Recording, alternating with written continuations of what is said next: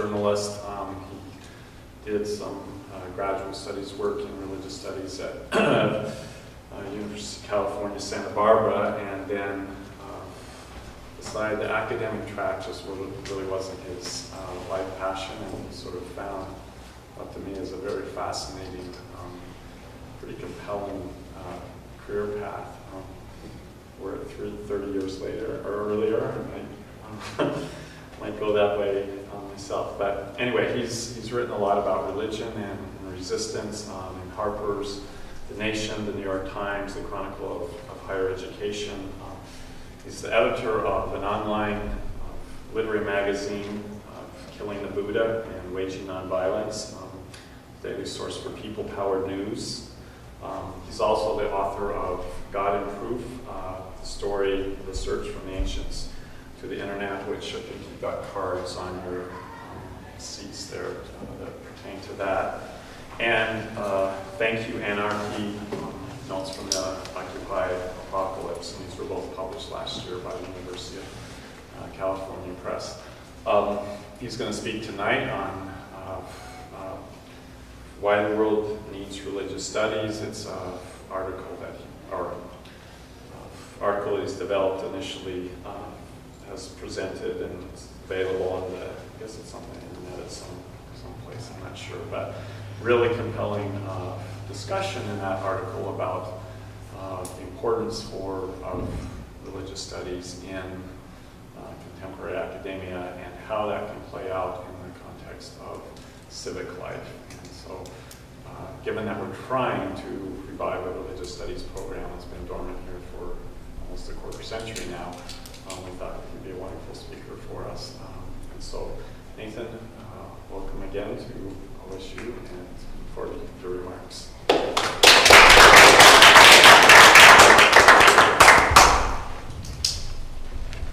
Thank you so much. It's really exciting to be able to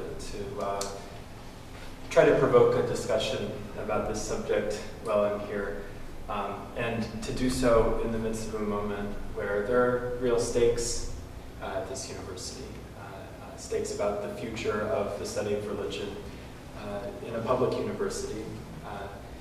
I also studied religion at a public university, and I think that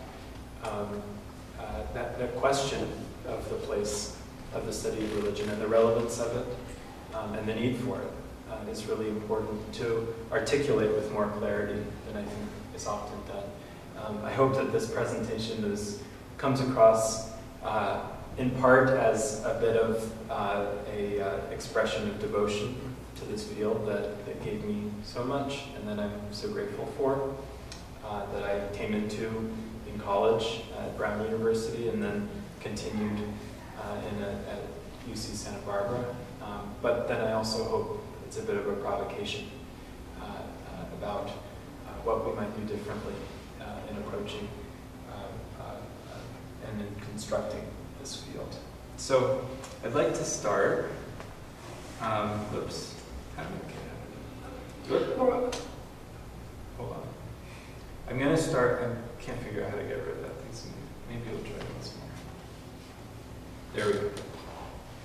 I want to start with a video that some of you might remember from your Facebook feeds around last July. Well, Reza Aslan was a Christian but converted back to the faith of his forefathers, Islam.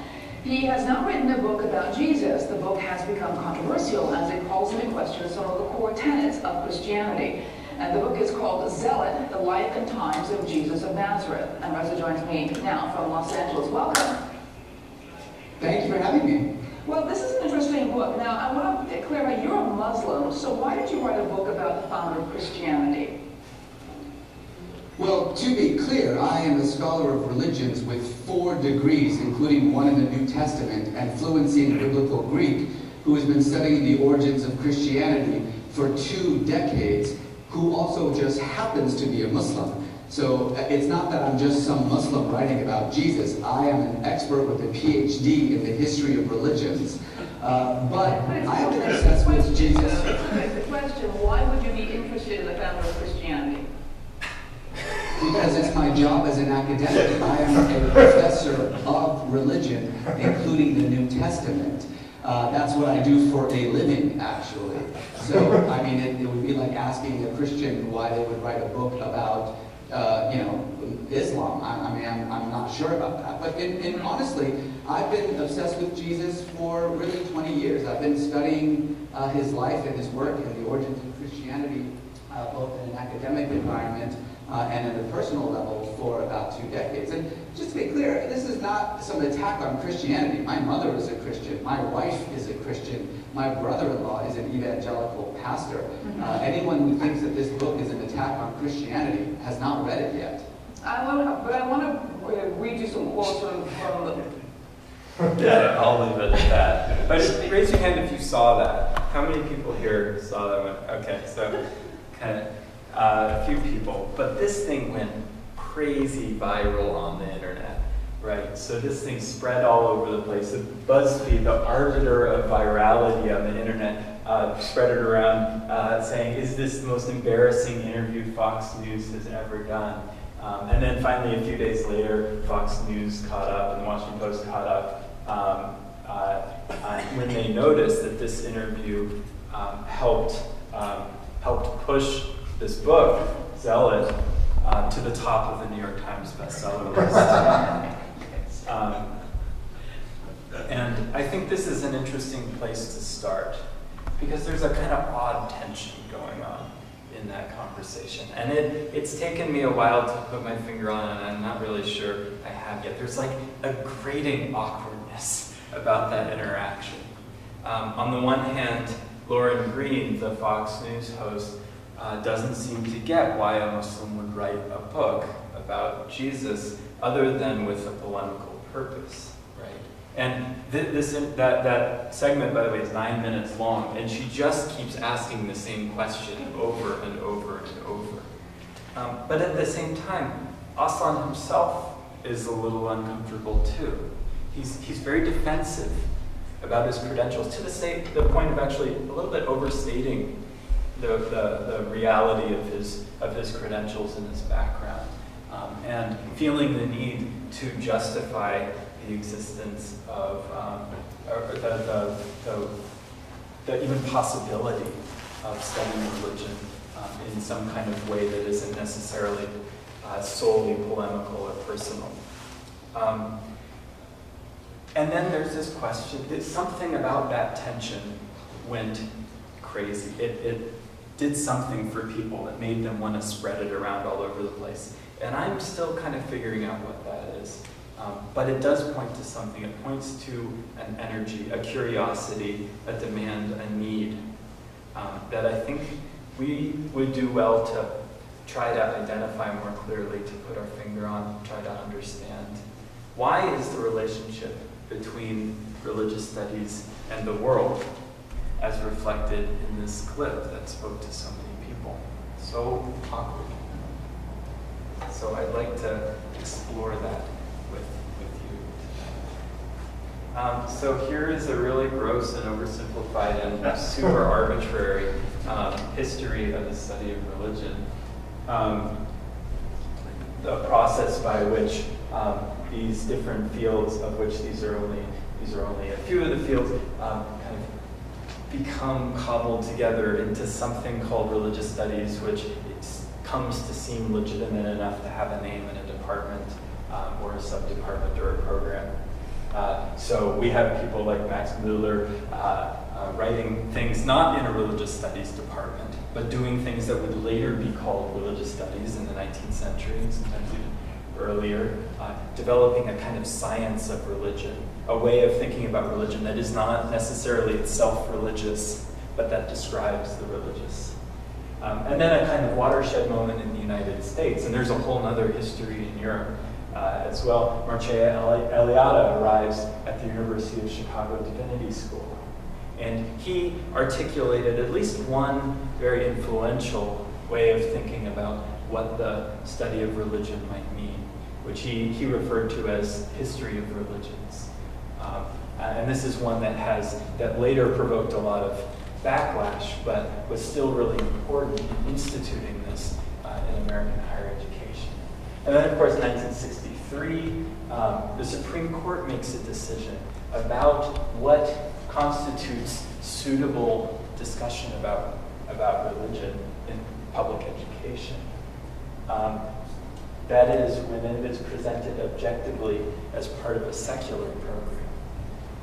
So then you see, only a year later, the National Association of Biblical Instructors, which sounds super Christian and theological, right, becomes the American Academy of Religion, which at least presents itself and aspires to, in many cases, with exceptions all over the place, a different kind of discussion about religion, a pluralistic discussion, one that doesn't take the Bible as its foundation, but which is somehow pluralistic and public and able to be presented objectively as part of the secular program. Right? And then I kind of add on here, and this is in some sense arbitrary, but to me it reflects, it's a publication, Tomoko Masuzawa's Invention of World Religions, that represents a kind of self-criticality back on this point, where the study of religion starts questioning the nature of its own project, and asking sometimes unsettling questions about its origins and purpose. But over the course of this period, this kind of fledgling new field is struggling to justify itself in the academy. And in the process, as is the case in many academic fields, there could be a fear that public relevance, that speaking to the public, that preaching, appearing to preach, could undermine that legitimacy as an academic discipline. And so this field was especially careful often to emphasize academic standards, to emphasize a kind of insider rigor, and be very cautious about the appearance of going back to the theology stuff, being preachers or gurus, you know, and a title of one book that's been influential in recent years is "Critics, Not Caretakers," about the study of religion, arguing that this is there's a real distinction, and scholars need to make sure they're on the right side. Now, this whole project comes into a bit of trouble in the current crises that we're facing in the academy, right? The legitimacy, the underpinnings of especially humanities in the academy are in crisis. On the one hand, this can sometimes be on intellectual terms. You see someone like Nick Kristof had this article last week, you know, about how academics are just so terribly inaccessible and in their little bubbles, and what they're doing is not helping anybody. I'm not sure how much time we need to spend on that, but in some ways more urgently is the economic crisis, right? Higher education is in a bubble right now. It's too expensive, it's costing too much, it's not being properly supported by public institutions, by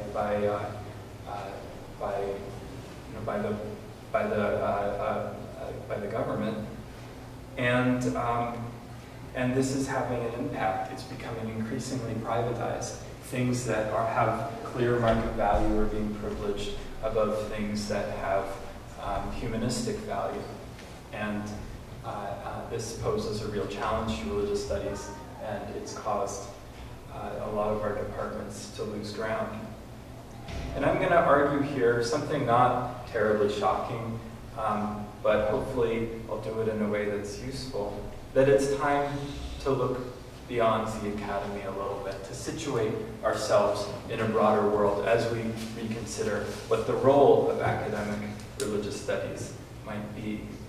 And I think this begins, really importantly, with reconsidering what religious studies has to offer the world, and also taking account for the real public need for it, which I think many of us either might take for granted or might not even consider.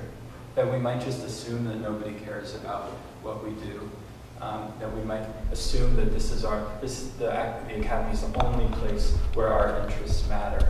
And what I'm trying to suggest is that the kind of thing that the study of religion does is needed. And I want to make sure it's clear, too, that what I'm saying here shouldn't be heard as being in opposition to the work of kind of traditional caricature scholarship, the kind of Akkadian scholar who hides in her lair and studies ancient texts that have no apparent relevance to the society around them.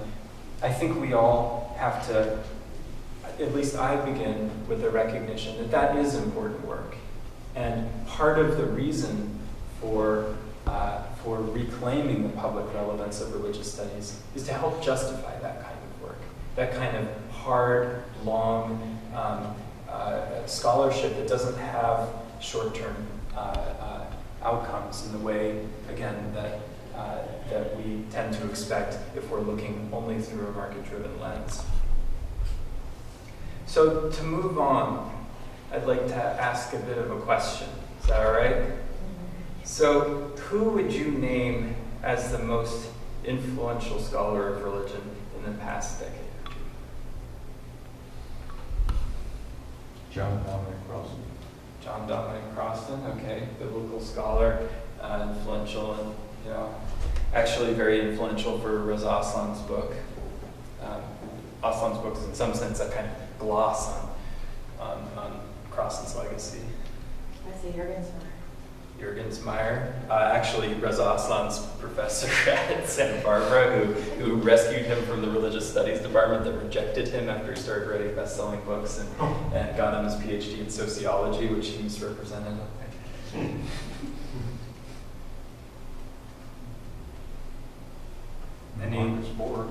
Marcus Borg of this department. Can't argue with that. But I would take us in another direction a little bit.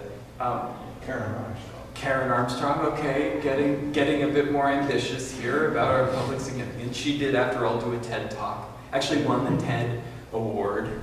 So the Silicon Valley people like her, that's something. I would say Dan Brown. This guy has sold more books than all of those people combined times about 1,000 million. He's taught millions about Catholic history, biblical studies, and the role of the occult in the founding of our beloved country. We might not agree with everything he taught these millions and millions and millions of people all around the world in 37 languages or whatever. But he did. And another thing that I think is kind of interesting about Dan Brown, have we all read, everyone's read Dan Brown? No? Wow, okay, we're very insulated here.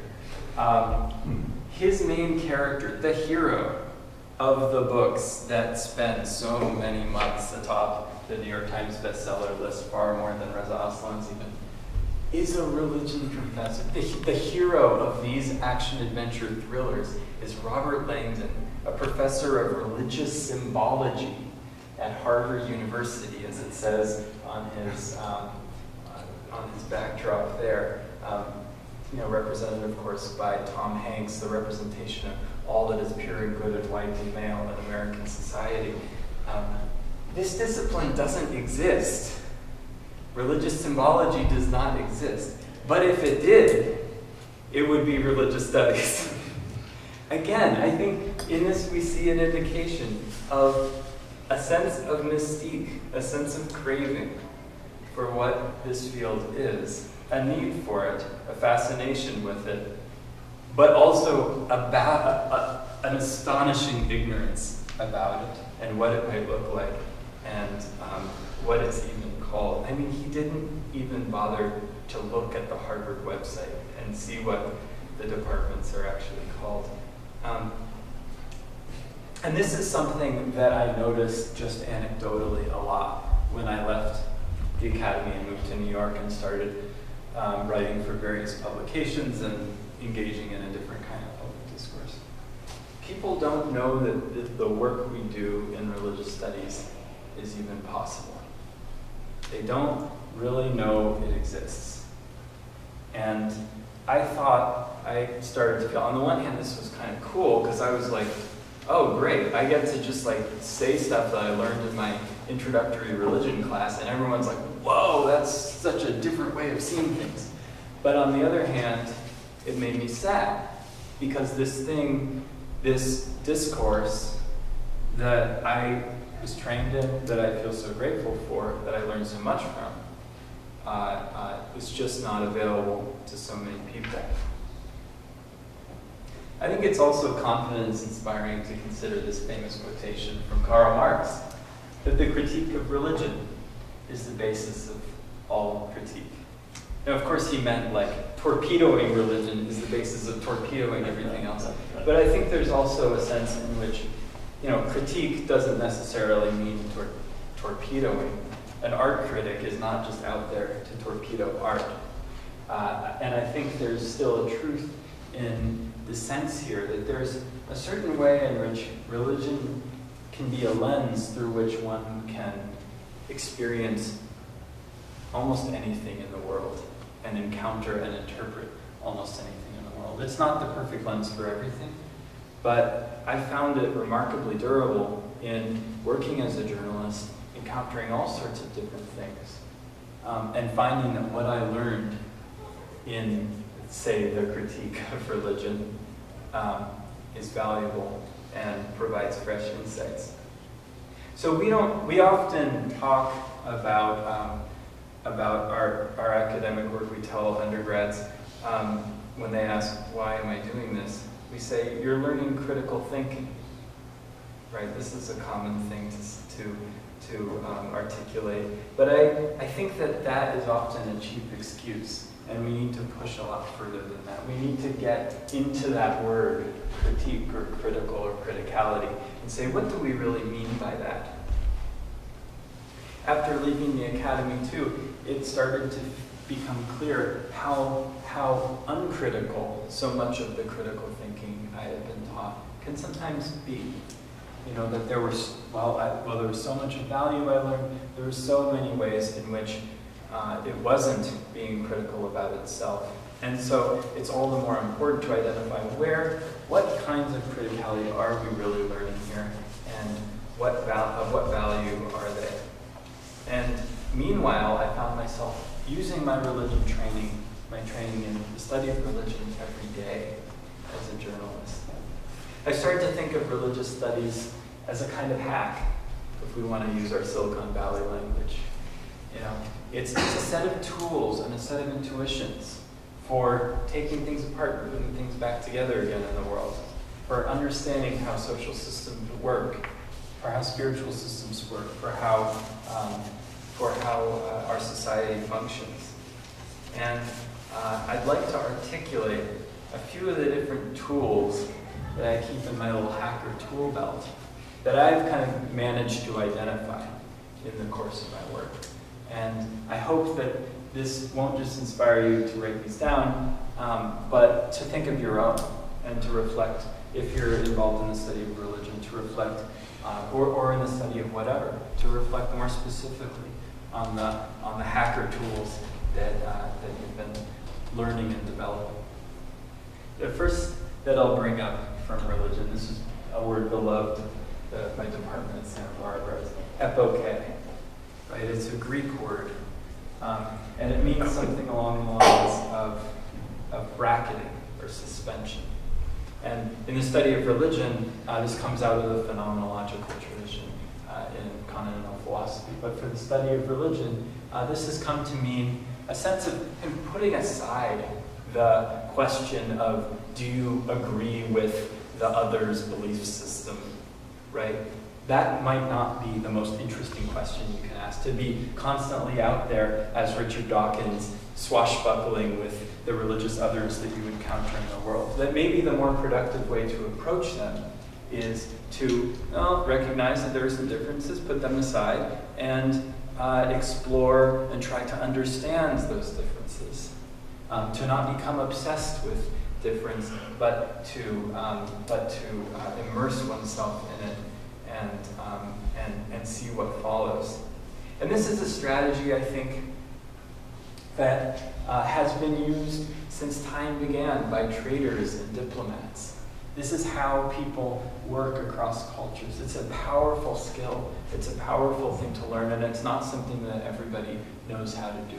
It doesn't necessarily come easily to us. But with practice, I think it's something that one can cultivate very powerfully. It's also something used by community organizers, building bridges across communities with different backgrounds and different orientations.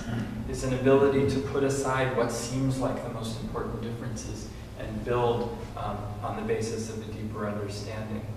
And this is something that I've used all the time and that I use very reflectively, very consciously, have to, in my reporting on people and communities whom I might vitally disagree with, which ultimately happens a lot. And often ends up being some of the most important work that a journalist can do, is to go into the communities, go into the places where others just can't stand to, that others just can't stand to be around, can't operate within, and being able to put those differences aside, enter, and report back.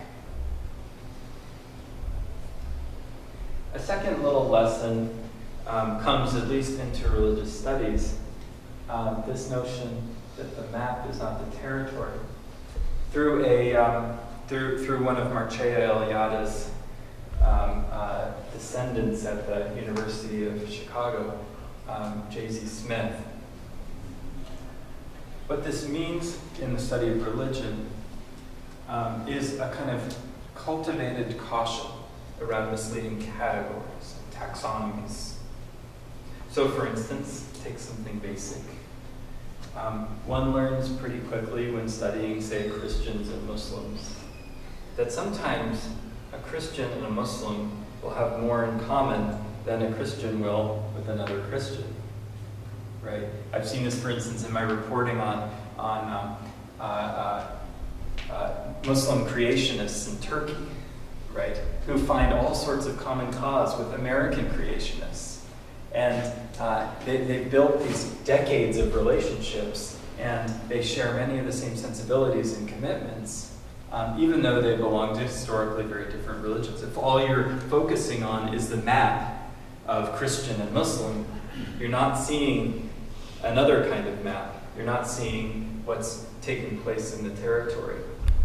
And we also notice this more and more in the conversations about the religious nuns, right? The N-O-N-E-S, the people who claim to have no religion.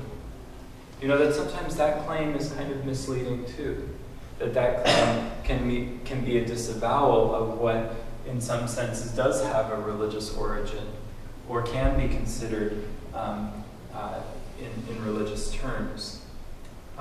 So when one studies religion, you're constantly having to evaluate which map fits this territory, and knowing that no map will fit it entirely. Democrats can be more similar to Republicans than they can to each other. This is something that came up in the talk on Occupy earlier in one of the questions. And this is something that has been using this tool in thinking about and reporting on political movements has been incredibly important for just that reason. Because often the movement, the real interesting stuff in the movement, takes place in precisely the space where it doesn't fit the usual maps, where it stands in contradiction to the usual maps that we give each other about how politics works in our society. It also has, in my work, this kind of thinking gotten me to think about politics in different ways, not just according to the politics that's on the politics page of the New York Times, but the politics that comes from below in people-powered movements. I think this is also important in some of the emerging maps. You could also say the network is not the territory, right? We're in a time where networked information, the stuff that is on particular kinds of networks, particular networks that happen to be owned, say, by Google or Facebook, or that are accessible through Amazon and Mechanical Turk and all these sorts of things. The networks of big data can seem to come to constitute reality, where the NSA is making determinations about us based on certain data that they mine, where actually the drones are being sent to are launching missiles at people based on certain kinds of metadata being extracted from their cell phones. Okay, but what is that kind of network? What is that kind of madness? These are questions that I think one starts to learn how to explore through the study of religion, and they're questions that have far-reaching consequences. Another thing about religious studies that's so freaking great, in my view anyway, because I'm kind of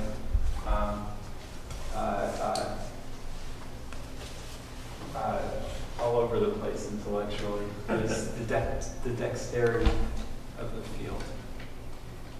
It's naturally interdisciplinary. It's never resided in a single discipline.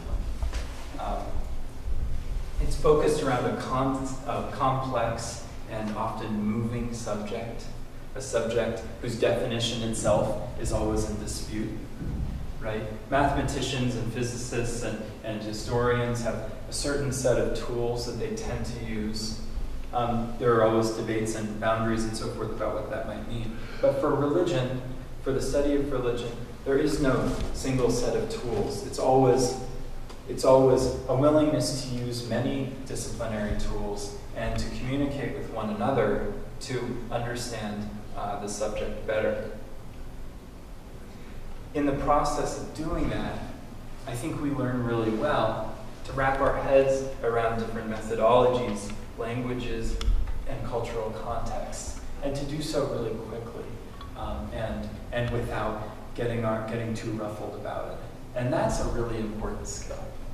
You know, that's something that comes in a lot of handy in a changing world, when the economy shifts totally every few years. You know, when I got into journalism, everyone was writing blogs and saying that I would only ever be able to write things that are 1,500 words or less.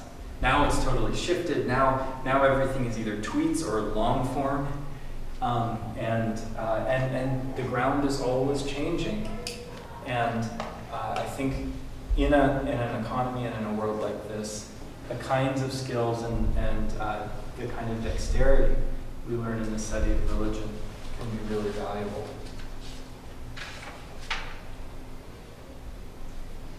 Another thing is solidarity, is the importance of community.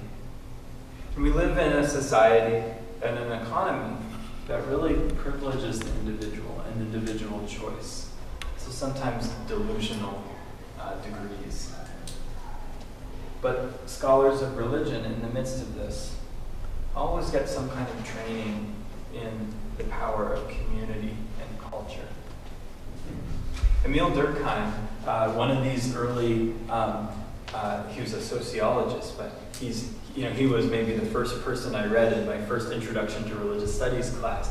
One of these kind of founding fathers of the discipline or the field without knowing it, had this really handy phrase: collective forces in individualized forms. Collective forces in individualized forms. I think that's a really powerful phrase for thinking about and understanding our culture today. And it's something that I've used a lot. Because lots of people like to say that what they're doing is just them, right? Like, nobody wants to be called a hipster, right? That's the whole definition of hipsterism, is you can't be a hipster, because that would mean that you're part of a collective process. And the study of religion, I think, in really important ways, is constantly a reminder that even these things in which we claim to have come up with ourselves, that we claim to be choosing of our own volition, they're that. I'll grant you, let's hear you out on that. But probably what's going on there is something with a history, is something with a collectivity And that's part of what gives it power. In an individualized society like this, alienation is a major barrier to social change. People are very isolated from each other, even if they're connecting all the time on Facebook and so forth, because we're constantly encouraged to make our individual choices, to perceive our choices as individual. And so even though we're participating in a mass consumption, we don't perceive ourselves as doing so. And so we lose our power to organize and to have meaningful impacts on that economy.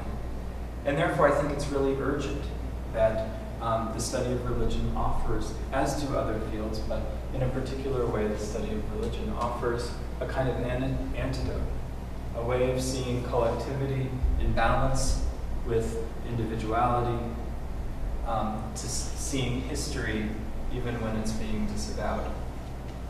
And also just for me personally, in my own career, it's been tremendously useful to recognize the power of collectivity. Journalism is an incredibly alienated field right now. I freelance, I don't go to the same office every day, and many of the people in my position do the same. And so it's very easy to just kind of do your thing and be insulated and not recognize the way in which you're participating in something social, and often losing power as a result of not recognizing that. So it's been an important part of my work to build communities of other writers, to reach out to others and to support each other and to try to build some kind of collective power together.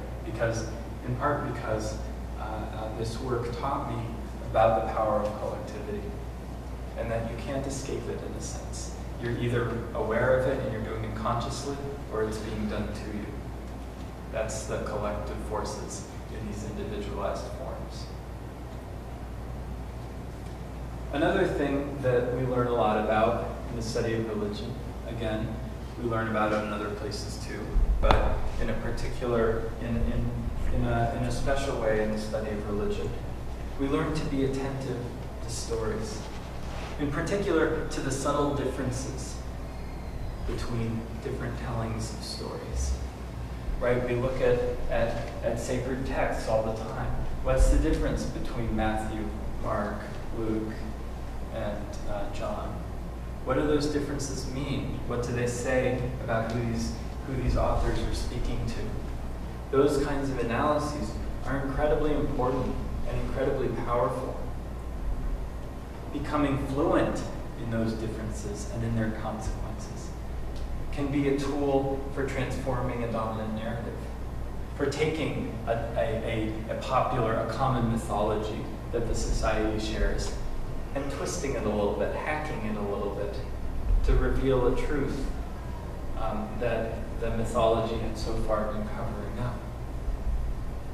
And Reza Aslan actually said in an interview I did with him, and again, I'm just bringing him up because we're familiar with him already, but he said in an interview when we met a few years ago, he said, to be perfectly honest, for me, everything is about storytelling. Whether it's the work that I do in religious studies, in international relations, in fiction, or in film production, he does all those things. Storytelling is the key to building bridges and fostering mutual understanding. If we can tap into the narratives of other people, it gives us a better window into their religion, their politics, and their social and economic circumstances than any policy briefing could. And in a sense, the work that I've been doing, certainly in journalism, is just a straight line, has a straight line connection with the kind of analysis of stories that I learned in religious studies. Journalism itself is a kind of mythography and mythology, a study of myth and a creation of myth. But then there's something else that we learn in the study of religion when we're engaging with myths of particular religious traditions, scriptures, and so forth, is that in the scholarly enterprise, there are footnotes.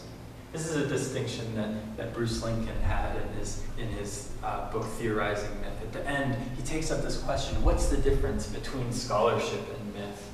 After all, his exposing certain kinds of knowledge production as myth. And he said it really comes down to the footnotes. That could be rigor. You could call it rigor. In journalism, you could call it fact-checking.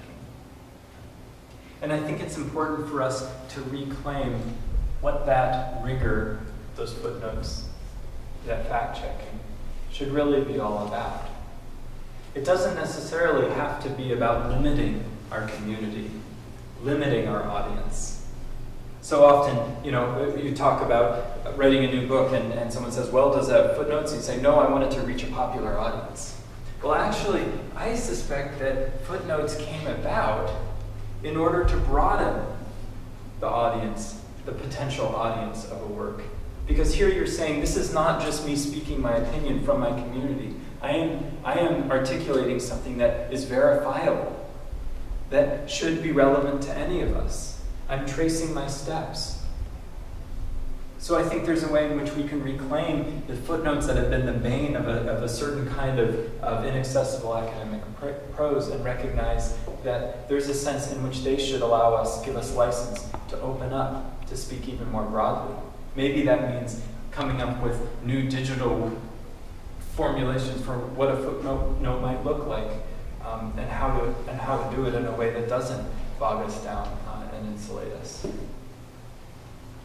Finally, I think it's worth pointing out the kind of the most obvious benefits of the study of religion, which is just knowing more stuff about religions themselves. And I found that when you study religion, especially if you kind of pick and choose and take a variety of classes in the field, say, you talk with your colleagues and you have some truly interdisciplinary discussions, you end up with really useful knowledge of history, geopolitics, language, literature, and culture. It's a pretty good route to cultural literacy, which is powerful no matter what field or profession you end up in. It gives you access to the world. It gives you means for communicating with people of all sorts, for building relationships, for coming up with new possibilities. Also, again, to be obvious, the cliche that religion is powerful in the world, is a powerful force in the world, is affecting the headlines every day, is only a cliche because it's really true. And understanding religion and how it works and how it impacts politics, how it impacts society and culture, understanding that in a nuanced way, in a rich way, that enables one to look beyond and under the headlines, is a really powerful way of understanding what's going on in the world, seeing the forces at work. Also being able to recognize, I think sometimes one of the most valuable things I've learned in the study of religion is recognizing when religion is being overvalued, right? Sometimes, the headlines trump up the role of religious conflict, when maybe actually the conflict is about land or money or something like that. And that's something, I think, that's a lesson that was always very much a part of my education in religion, and that I think is tremendously important to convey to students, and which I think this field does very well. Not something to be lost in the midst of all my boosterism. Finally, and I don't really see this as the primary purpose of religious studies, but it does give one a lot of raw material and context for thinking about what might constitute a meaningful life. I, like a lot of people, I kind of got drawn into the study of religion because I was going through my own, religious questing, and like a lot of people, the study, the work, came to kind of take on a life of its own. And the personal quest, continues in its own way. But it's also been incredibly valuable to have come across so many wise and significant historical and current and global sources of possibility that become a part of a person's life, that become tools for living a more meaningful life. And of course, there are more. Maybe in the course of this talk, you've written down on the little postcards some of your own ideas about what the study of religion or the study of whatever you study might have to offer. And I think in the process of doing so, it might be useful to identify a lesson and then think about, well, what seems necessary to do in the world these days? How might those lessons map onto skills? Things that I can offer, things that I can help transform, ways in which I can go out and make the world a better place. Now, this might mean working for a nonprofit involved in social change, community organizing, as I mentioned before, consulting with a variety of organizations, businesses, governments. Again, that dexterity comes in there, being able to walk into a workplace and see how the social nexus is formed. One thing, too, that's often overlooked by people studying religion is getting involved with religious institutions themselves. They often, I think, are very much in need of a kind of training, a way of seeing religious life, not just through their own lens, but through the lens of a pluralistic discourse like we might have about religion in a public university. Certainly you can try journalism if you want to go from the crisis of the academy to the crisis of journalism. It's fun. But I think in any case, and we can talk about other particulars more, don't just leave it to business and economics and engineering to have roles and influence outside their academic home bases, because they already are. On the way here, I was taking the Hut shuttle, and next to me was a mechanical engineer who was coming, has a PhD, was coming to the university to hear a dissertation defense. And as we were driving to the hotel, he was reading a book on entrepreneurship, right? And this to me was just a very striking example of the way in which in these other fields, there already is a thick engagement between people working in the world and the academic enterprise. So we need to think about how we can fit into existing institutions out there, how these skills, these lessons that we're learning here can fit into existing institutions, but also how we can build new kinds of institutions with these kinds of skills, with this kind of training that can transform how the world works, with the assumption that maybe you're somewhat dissatisfied with the United States of America or the planet in the early 21st century, which I hope you are. So I have a few thoughts before we wrap up about what might be useful to do in the short term. I'll start with students. The first thing is do a kind of exercise like I'm talking about. Think about what you might want to do. Think about what kinds of lessons you're learning from religious studies. And don't just say you're learning critical thinking. Figure out what kind of critical thinking you're really learning. And figure out what that might have to do with what you want to do. With how you might be able to talk about that if you go on a job interview. Or you try to articulate your idea to potential colleagues, collaborators. Articulating that clearly is so important and so much more empowering than simply saying critical thinking. In the meantime, students can test out new kinds of projects and institutions on campus. And I don't think I really realized the significance of this at the time, but when I was a religious studies major in college, some friends and I started a journal called Ziggurat. And our idea was to try to bring the religious studies discourse into contact with other parts of the university that it was historically insulated from. And we had a little bit of success in doing it. And that ended up being, for me, a crucial experiment in what would become a kind of lifelong chronic, or at least so far chronic practice of starting publications, starting small-scale publications and having a lot of fun with them. And it's really important to organize with one another, to talk with other students, to have these conversations, not just in individualized forms, but with each other. To make sure that, that you're not in this alone, because that will really hurt your chances. And especially among graduate students, when I've done talks like this, I've been really surprised by how they'll say, I feel like I can't talk about this with anybody. I want to do something public and engage with my work. But if I tell my advisor that, if I tell my, my fellow students that, I'm in trouble. They'll think I'm not serious. Yet they're all saying it, even the professors, right? So, so I think it's really important to break that ice, to break that taboo.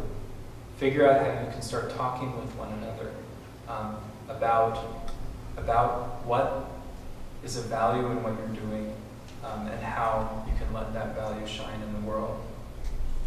Now for departments and administrators, and chairs and professors. Support students and colleagues in these efforts. When you're tempted to disparage a student as being unserious because they're putting their energy into something that might have that doesn't fit into a certain kind of academic box, try to understand more what they are trying to do, and try and see if you can find value in it and encourage them in what they're doing. I think it's also important, and this is a tough one, I know, to consider hiring faculty with non-academic experience. It's really hard for students to find advisors, to find mentors in doing engaged public work if everybody in the natural mentorship positions around them have only been in academic institutions. So I know this is hard, in the academy, and it's an uphill battle, but I think it's important, and it's something that that other fields in the sciences in particular have done naturally. It's not impossible, and it's something that particularly in the study of religion could make a big difference and could actually enrich and enliven the discussions in the department. This also involves thinking about rewarding, and again, I know this is a challenge, rewarding innovative and influencing forms of publication, not just academic journals. They play a certain role, they're a certain kind of discourse, but we need to learn to reward people in the academic institutions who are having an impact in public for doing high-level intellectual work. One way to do this better is to collaborate with journalists and journalism schools. A lot of our universities have communications or journalism departments, and in some cases there are people in those departments interested in religion. In some cases there are actually centers in those departments focused on religion, such as at NYU, at USC in LA, at Boulder in Colorado, and others, Columbia as well. And this marriage, I think, is particularly significant right now. It fits between journalists and academics. It fits the crises that we're both in. Academics, the structure and the economics of the academy allow academics the time to do research and reflection and exploration that journalists just don't have the ability to do anymore. And so you have something to offer that journalists really need and rely on. At the same time, journalists are able to do a kind of public presentation and promulgation that many academics have never been trained in. And so these collaborations can be incredibly important and incredibly valuable. I think if we do these things, the study of religion will be better equipped to justify its role in the university in terms of its public impact, not just in terms of traditional scholarship. And in the process, we'll be able to support the important work of traditional scholarship as well. So just to conclude, I'd like to offer in brief a vision of what a religious studies-ized world might look like. First of all, a better discourse about religion out there. One that is fundamentally pluralistic, human-centered, socially aware, attuned to matters of justice as well as of dogma. And also to upend the usual politics that we've come to expect of discourse about religion in the public sphere. That religious people have a certain kind of political orientation, or that even conversation about religion automatically leads down a certain kind of religious path, or political path. And then, beyond religion itself, a more constructively critical discourse about value, wisdom, and difference in professions. And this is something, for instance, that Google is confronting right now, right?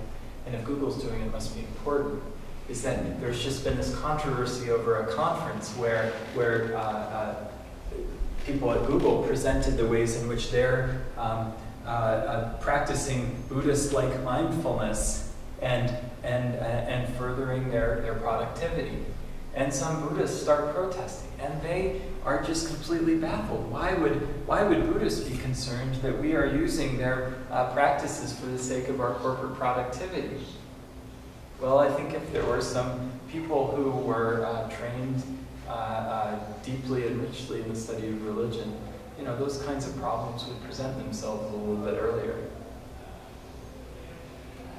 I think we would have a world in which the study of religion were better anchored in the university, also I hope in journalistic institutions.